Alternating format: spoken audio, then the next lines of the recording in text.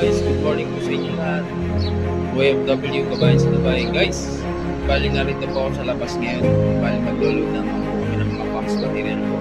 Papakita ko po sa inyo guys ano po yung lulog namin mga packs material. Yan po guys, lulog namin mga packs material. Di bali 4 pieces po siya. Ito po, papakita ko po sa inyo. Ito po yung GRP tank nya, kulay white. Tapos ito po yung pumps motor nya. Di bali 1 set siya, 2 piraso.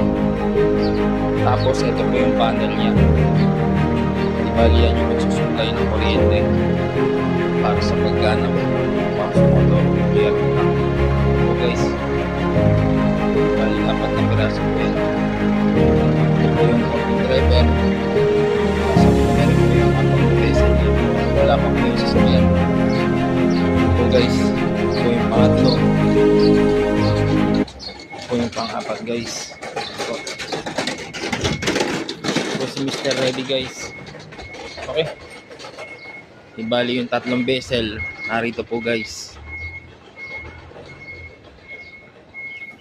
Po guys. Yan po. Ibali mamaya kukunin na po ng forklift driver.